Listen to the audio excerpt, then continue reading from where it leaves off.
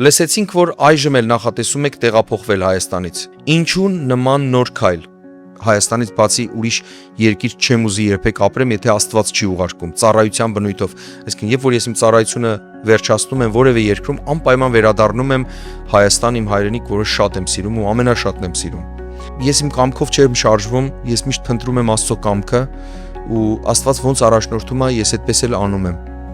Իրականում, երբ որ Լիբանանից վերադարձա,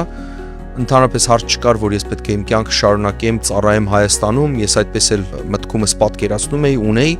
բայց գիտեք, Աստված անակնկալների Աստված է ու հանկարծ հովիվիս միջոցով եւ երազների, տեսիլքների հաստատումով Տերը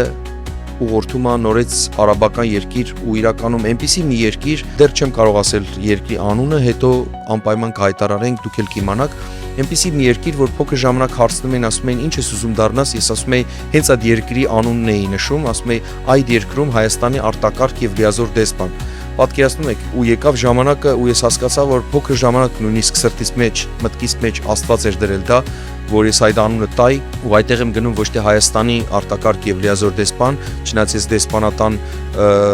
աշխատող չասեմ, բայց օգնական եղել եմ ուսանող ժամանակ Դամասկոսում, բայց գիտեմ դա ինչ է, շատ եմ սիրել այդ գործը ընդհանրապես, բայց Աստված սիրտս փոխեց, դարձա ես երկնքի դեսպան, Լիբանանում, Սիրիայում եւ ուր որ գնացել եմ որպես Աստծո դեսպան եմ գնացել, այսինքն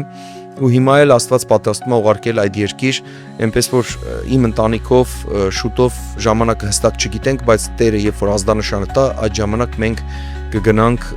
այդ երկիր ու փորձենք Աստծո թագավորությունը կառուցել հենց Սուրբ Հոգու զորությամբ։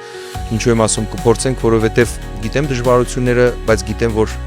մարդկայինով հնարավոր չի, Աստված կհամագործակցի եւ կօգնի։ Թող Աստված օրհնի։